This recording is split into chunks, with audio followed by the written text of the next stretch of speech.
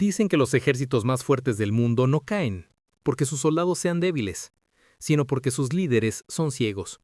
Y cuando miramos atrás, hacia la Segunda Guerra Mundial, hacia el ascenso y el colapso de las potencias del eje, Alemania, Italia y Japón, vemos un patrón de ceguera tan vasto, tan asombroso, que casi parece irreal con el paso del tiempo.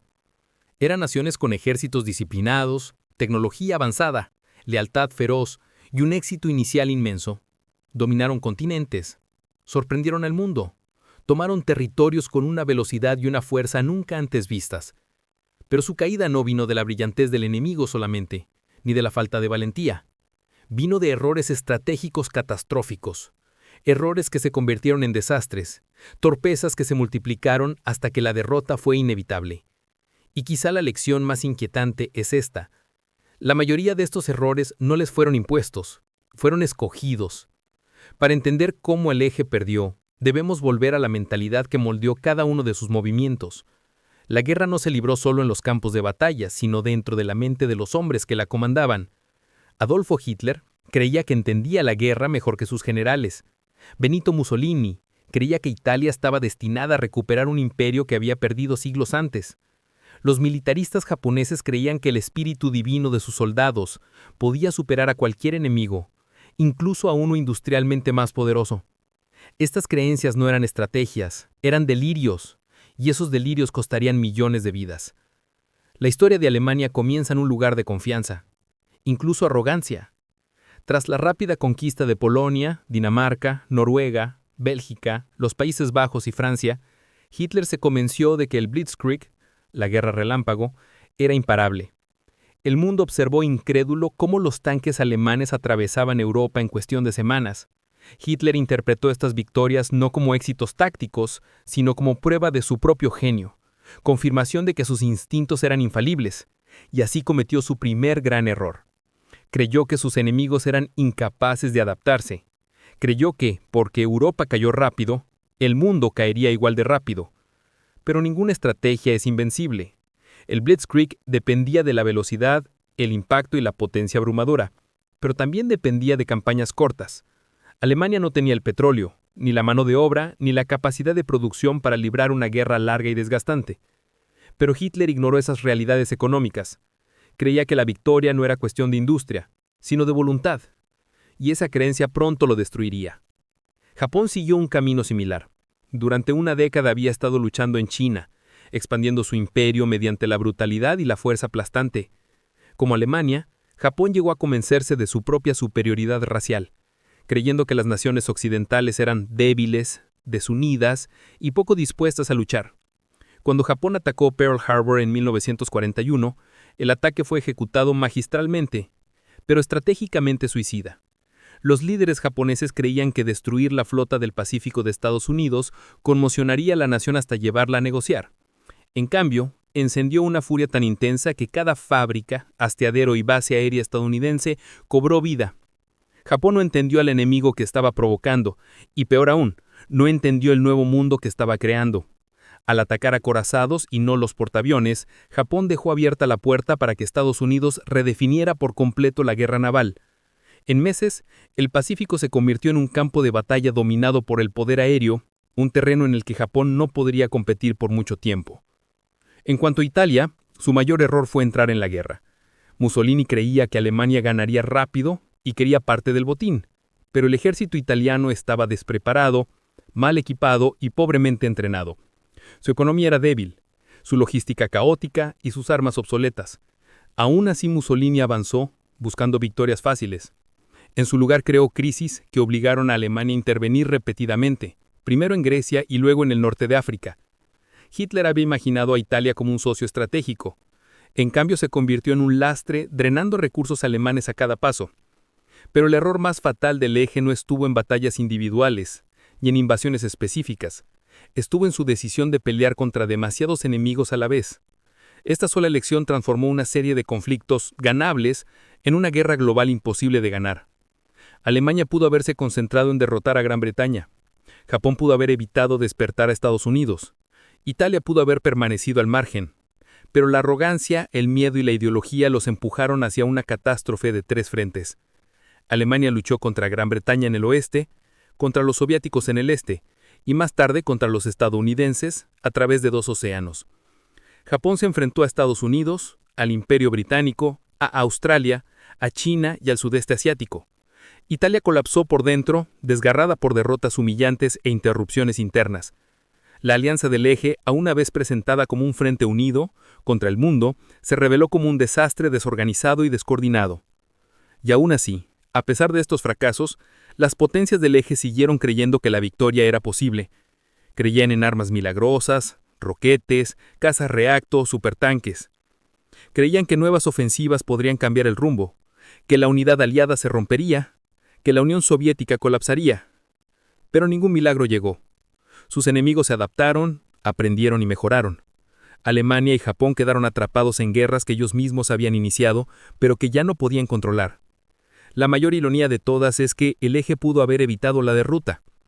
Alemania pudo haber evitado la guerra con Estados Unidos. Japón pudo haber evitado la guerra con Gran Bretaña. Italia pudo haber evitado la guerra por completo. Pero cada nación malinterpretó el mundo, malinterpretó a sus enemigos y se malinterpretó a sí misma. Creyeron que estaban destinados a ganar. Creyeron que el mundo se doblaría a su voluntad. Creyeron que el fiero era un arma más poderosa que la industria. Pero el miedo se desvanece, las balas se agotan, los imperios se colapsan. Y así las potencias del Eje caminaron paso a paso hacia un desastre que ellas mismas diseñaron.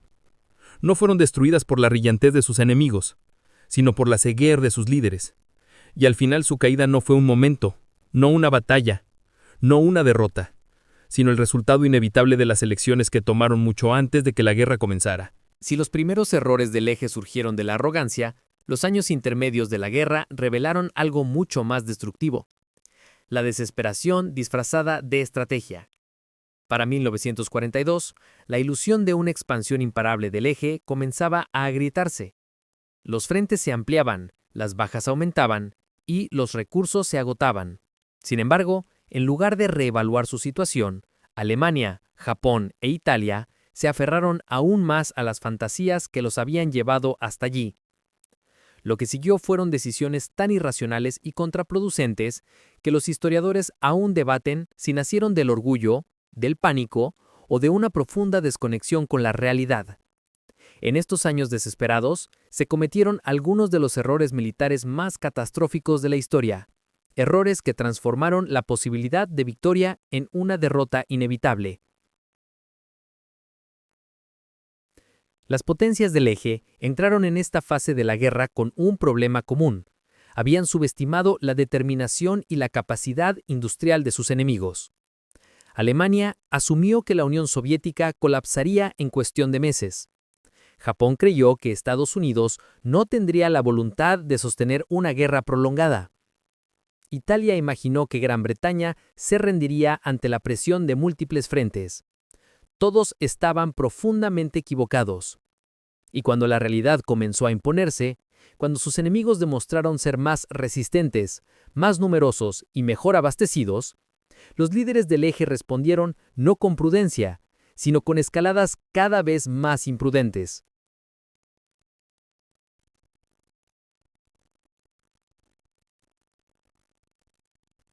Para Alemania, el punto de quiebre se produjo en el frente oriental.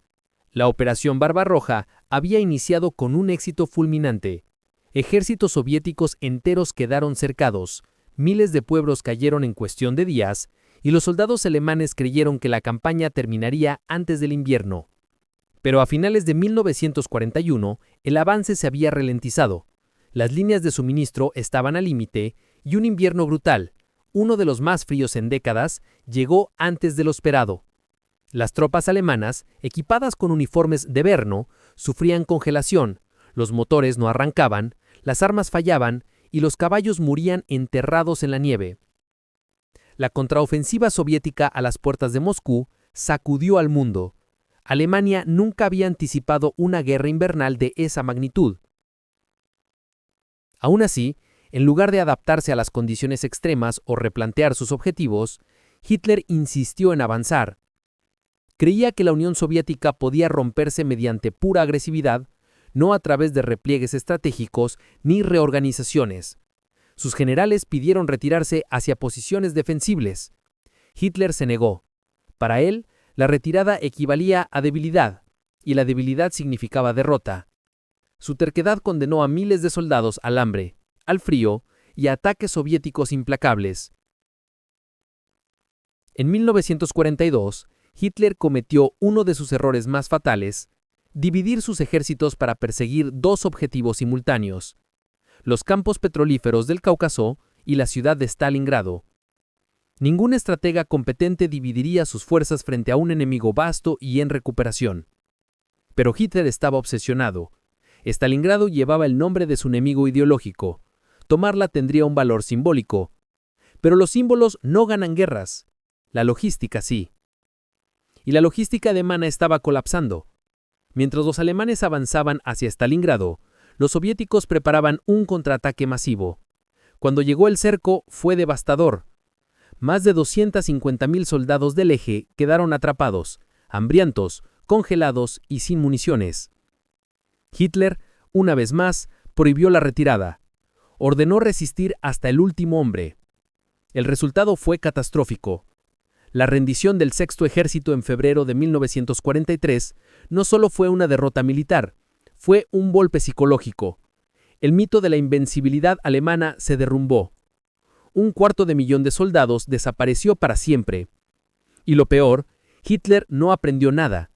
En lugar de confiar en sus generales, aumentó su control. En lugar de flexibilizar sus tácticas, impuso órdenes rígidas y suicidas.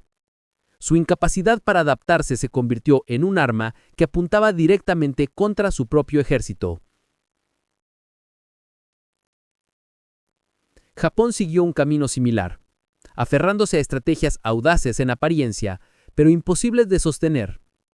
Tras el ataque a Pearl Harbor, los japoneses avanzaron con sorprendente velocidad. Conquistaron Filipinas, Malasia, Singapur, Birmania y gran parte de las Indias Orientales holandesas. El ejército japonés, disciplinado y entrenado para abrazar el sacrificio, parecía imbatible. Pero tras esa fachada se escondía un defecto estratégico fatal. Japón no tenía un plan a largo plazo. El ataque a Pearl Harbor pretendía dejar a Estados Unidos fuera de combate. Logró lo contrario. Despertó a un gigante industrial. Las fábricas estadounidenses comenzaron a producir barcos, aviones y municiones a un ritmo que Japón jamás podría igualar. Aunque Japón había capturado territorios ricos en petróleo, no podía defenderlos. Su flota estaba extendida a lo largo de miles de kilómetros de océano y carecía de la infraestructura necesaria para mantener líneas de suministro o reemplazar pilotos expertos. Entonces llegó la batalla de Midway. El plan japonés era tan complejo, basado en información errónea y pobremente coordinado, que cuando los aviones estadounidenses atacaron a los portaaviones japoneses, con combustible y municiones expuestos en la deca, las explosiones fueron apocalípticas. 4 portaaviones, el corazón del poder naval japonés, se hundieron en cuestión de minutos. Años de entrenamiento de pilotos de élite se perdieron en un solo día. En ese momento, el destino del imperio quedó sellado, aunque sus líderes se negaron a aceptarlo. En lugar de reorganizarse o adoptar una postura defensiva, Japón insistió en seguir atacando. Las ofensivas en Guadalcanal, las Islas Salomón y Nueva Guinea drenaron sus recursos cada vez más escasos. Cada batalla costaba vidas y equipo imposible de reemplazar. La negativa japonesa de retirarse de posiciones indefendibles llevó a la aniquilación total de unidades enteras por hambre, enfermedad y asaltos enemigos. Se aferraron a la idea de que el espíritu, el bushido, podía superar al acero, al petróleo y a la producción en masa. Pero las guerras no se ganan solo con ideología. Italia operó con ese mismo copto.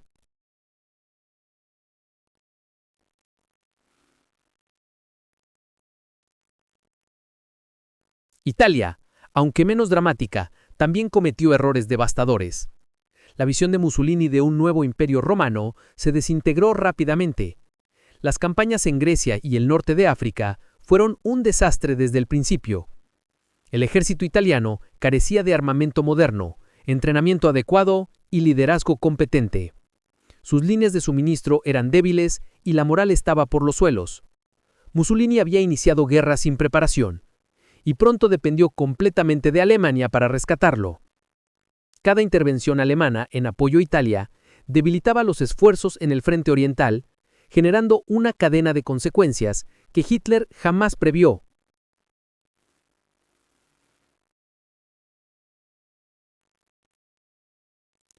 Para 1943, el colapso interno de Italia era total.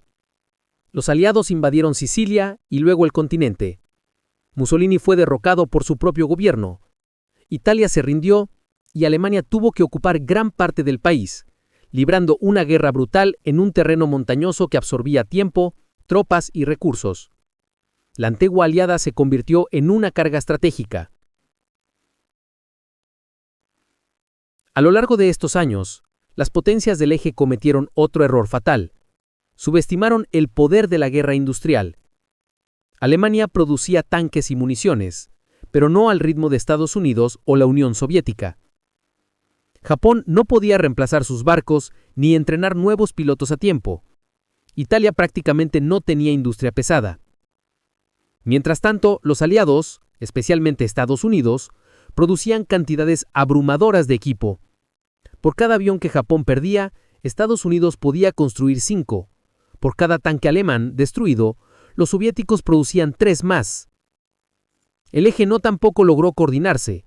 Alemania y Japón operaban como si libraran guerras completamente separadas. Apenas compartían inteligencia, estrategias o planes juntos.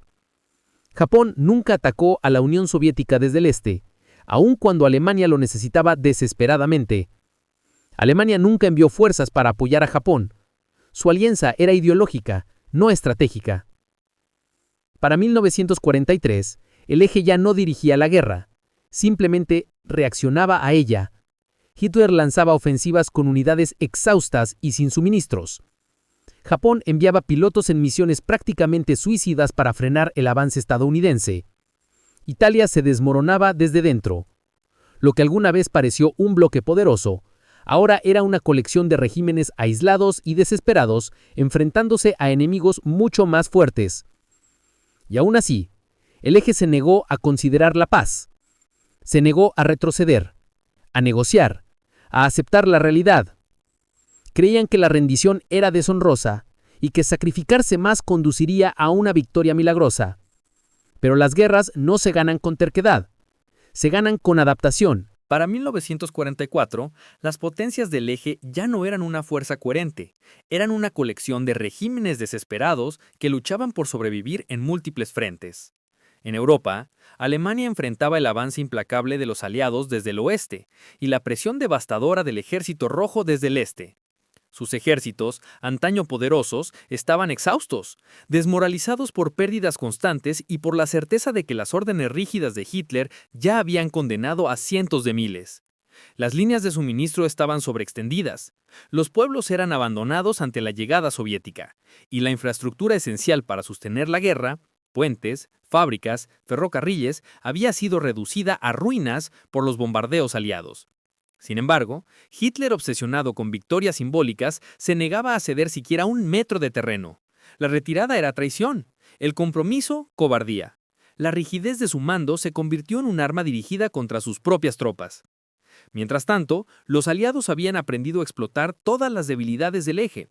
Las campañas de bombardeo estratégico, los avances en inteligencia como Ultra y las operaciones anfibias coordinadas llevaron las capacidades del eje al límite.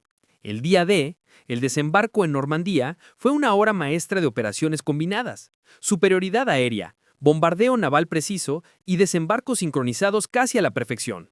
Los alemanes, por el contrario, habían calculado mal el lugar del ataque, asignaron mal sus reservas y quedaron atrapados en una estructura de mando paralizada por el miedo.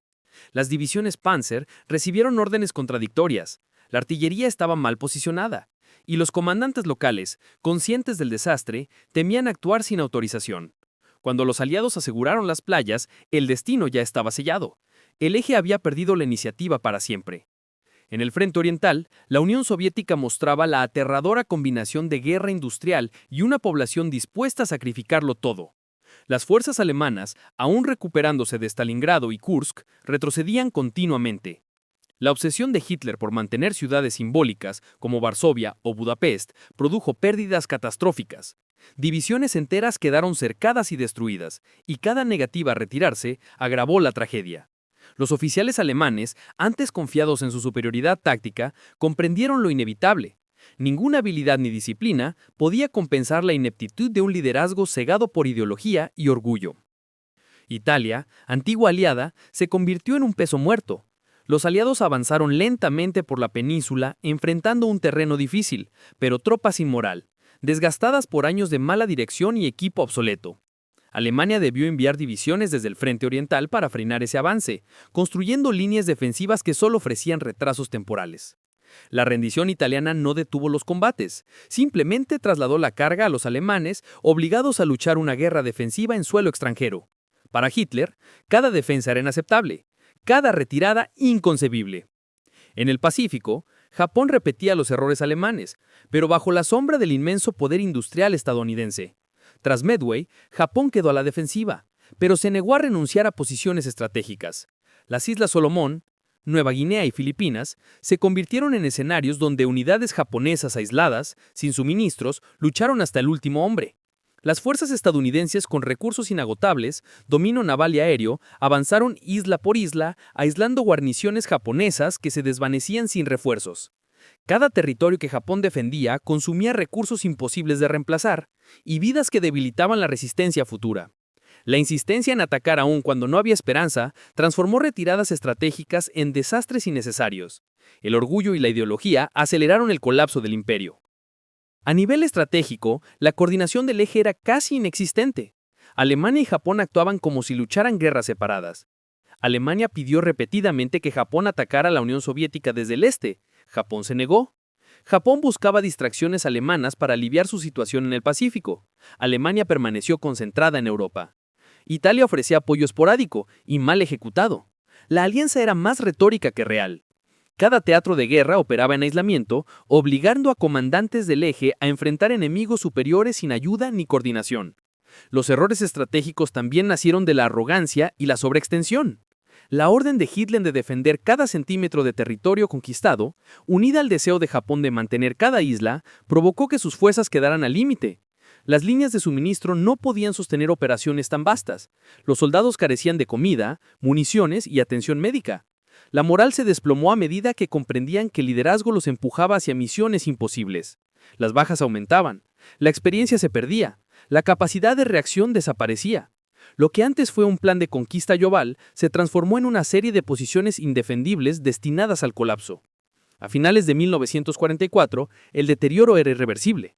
En Europa, los aliados liberaron a Francia, Bélgica y los Países Bajos. El Ejército Rojo liberó Europa del Este y avanzó hacia Berlín. Civiles alemanes, sometidos a bombardeos y a la furia del avance soviético, se unieron a millones de refugiados que huían del derrumbe de su nación. Alemania, que alguna vez pareció invencible, luchaba ahora por sobrevivir dentro de sus propias fronteras sin recursos ni hombres suficientes. En Asia, las ciudades japonesas fueron arrasadas por bombardeos estadounidenses, incluyendo los devastadores ataques incendiarios sobre Tokio. La producción industrial se desplomó, el transporte colapsó y la moral civil se hundió. Japón ya no podía sostener una defensa prolongada. Todo esto se agravó por la rigidez ideológica del eje. Hitler prohibía las retiradas, rechazaba los consejos profesionales y convertía cada revés manejable en una tragedia gigantesca. En Japón, la obsesión por el honor y el sacrificio impidió retiradas lógicas, destruyendo unidades enteras que aún podían haber servido en defensas más críticas. En Italia, la falta de dirección y la dependencia de Alemania hicieron que sus fallos se multiplicaran. El impacto psicológico en los soldados del eje fue devastador. Tropas que alguna vez confiaron en su liderazgo comenzaron a dudar, desertar o rendirse. Mientras que los aliados contaban con cadenas de suministro sólidas, objetivos claros y comandantes adaptables, las fuerzas del eje sufrían confusión, escasez y desesperación. Cada error arrastraba al siguiente en una espiral imposible de detener. A nivel civil, las consecuencias fueron catastróficas. Bombardeos masivos, hambruna, pérdida de hogares y el colapso total de la vida cotidiana. Las ciudades se convirtieron en ruinas, los gobiernos en sombras. Las decisiones estratégicas del eje no solo destruyeron ejércitos, destruyeron sociedades enteras. Y aún así, los líderes del eje persistieron. Hitler seguía dando órdenes incoherentes: defender Villajos sin valor, prohibir retiradas necesarias y exigir ofensivas imposibles. Japón continuaba creyendo que podía infligir suficientes bajas para forzar una negociación, ignorando la realidad evidente. Italia se desmoronó, convertida en un campo de improvisación defensiva sin sentido. En los últimos meses de la guerra, el patrón era claro. Los ejércitos alemanes colapsaban atrapados entre dos frentes. Las guarniciones japonesas se extinguían una por una. Italia dejó de ser relevante militar. El eje había desperdiciado cada oportunidad mediante mala planificación, sobreextensión y obstinación. Los aliados, en cambio, avanzaban con coordinación, recursos abrumadores y estrategias adaptables. La derrota del eje ya no era una posibilidad remota, era la conclusión inevitable. En retrospectiva, el colapso del eje revela el precio de ignorar la realidad en favor de la ideología, el orgullo y la arrogancia. Las guerras no se ganan con terquedad ni fanatismo, se ganan con flexibilidad, inteligencia y cooperación. Las potencias del eje fallaron en todo eso, y sus errores se convirtieron en el mapa de su propia destrucción. Desde Stalingrado hasta Midway, desde Italia hasta el Pacífico, sus derrotas fueron acumulativas e inevitables.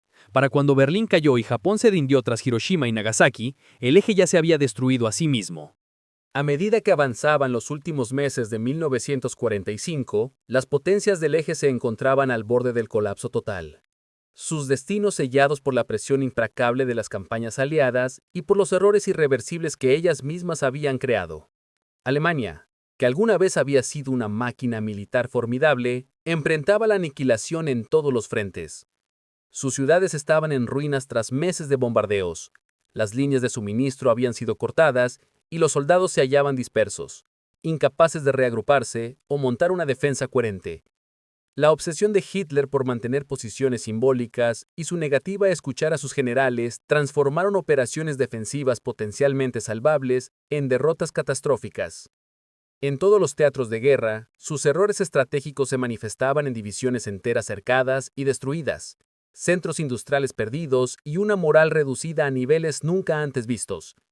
Los civiles alemanes, bombardeados y hambrientos, vagaban entre escombros observando el colapso físico y moral del régimen que alguna vez habían temido. En Italia, las fuerzas alemanas luchaban por mantener un control cada vez más débil sobre un país que ya había abandonado las ambiciones del eje. Las fuerzas aliadas avanzaban desde el sur con apoyo de los partisanos italianos, quienes explotaban cada fallo en las líneas defensivas alemanas. Los comandantes germanos, extendidos en exceso, debían decidir entre sacrificar ciudades o sacrificar soldados, perdiendo lentamente hombres, recursos y moral. Los civiles italianos, atrapados en medio del conflicto, colaboraban con los aliados, brindando información y refugio, debilitando aún más los intentos alemanes de resistencia. Para la primavera de 1945, la posición del eje en Italia era insostenible. Los soldados alemanes se retiraban hacia los Alpes aferrándose a pasos montañosos como último recurso. En el frente oriental, el avance soviético hacia Berlín parecía imparable. La combinación de ofensivas masivas, cercos y combates urbanos evidenciaba tanto la capacidad estratégica soviética como el costo devastador de los errores alemanes desde 1941. Las decisiones fatales de Hitler, como insistir en mantener Stalingrado sin retirada posible, habían destruido la capacidad de la Wehrmacht para resistir. Las fuerzas soviéticas, impulsadas por su enorme industria y una determinación nacida del sufrimiento, avanzaban con precisión implacable. Las unidades alemanas, desmoralizadas, se rendían en masa, incapaces de resistir o de confiar en las órdenes de un liderazgo completamente desconectado de la realidad militar. Para abril de 1945, la caída de Berlín era inevitable, un símbolo del cúmulo de errores del eje y de la forma metódica en que los aliados explotaron cada debilidad. Mientras tanto, en el Pacífico, Japón se hundía en un destino paralelo. La campaña de Island Hopping estadounidense acercaba a sus tropas a las islas principales japonesas, estrechando el cerco sobre un imperio incapaz de sostener una defensa prolongada. Los comandantes japoneses, aferrados a un código de honor rígido y a una ideología obsesionada con el sacrificio, defendían cada isla hasta el final, aun cuando los recursos eran insuficientes y la población civil pagaba un precio inmenso. Ciudades enteras fueron devastadas por bombardeos, culminando en la destrucción sin precedentes de Hiroshima y Nagasaki tras el uso de las bombas atómicas. Cada acto de resistencia, por heroico que fuera individualmente, solo profundizaba el desastre. Japón se negaba a reconocer lo evidente. que su estrategia, basada en la ideología más que en la realidad, lo había llevado a una espiral irreversible. El colapso psicológico de los líderes del Eje fue tan decisivo como la destrucción física de sus ejércitos. Oficiales alemanes que alguna vez se creyeron capaces de conquistar Europa, enfrentaban ahora las consecuencias de decisiones que jamás se atrevieron a cuestionar. La obsesión de Hitler por la obediencia absoluta había eliminado cualquier posibilidad de pensamiento táctico independiente, paralizando a los comandantes de primera línea. En Japón, la negativa a cuestionar los dogmas estratégicos produjo una cadena de derrotas que el liderazgo seguía interpretando como pruebas de deshonor, no como errores. En ambos países, la ideología desplazó el pragmatismo, y el orgullo fue considerado más importante que salvar vidas o preservar posiciones estratégicas. El resultado: decisiones innecesarias, muertes innecesarias y colapso interno inevitable. Mientras el Eje se desmoronaba, los aliados avanzaban con una coordinación impresionante.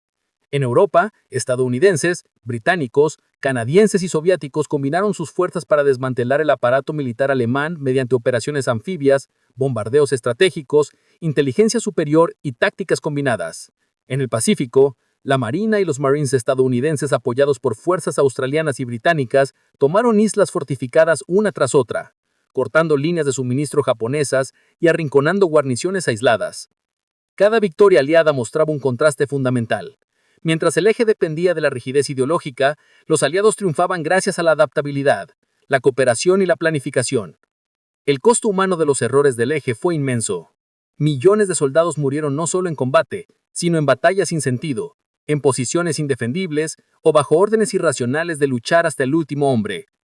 Los civiles sufrieron bombardeos, hambre, trabajos forzados y evacuaciones caóticas. En Alemania, la población vivió entre ruinas, temiendo tanto a los ejércitos invasores como al régimen que se derrumbaba. En Japón, la población fue reclutada para defender las islas, evacuada de ciudades destruidas o murió bajo los incendios provocados por los bombardeos. La inflexibilidad del liderazgo del Eje multiplicó el sufrimiento en proporciones indecibles. A pesar de la devastación, surgieron actos extraordinarios de valor y resistencia. Soldados aliados demostraron adaptabilidad y coraje frente a terrenos hostiles y enemigos desesperados. Civiles se unieron a movimientos de resistencia, arriesgando todo para sabotear al Eje o ayudar a los aliados.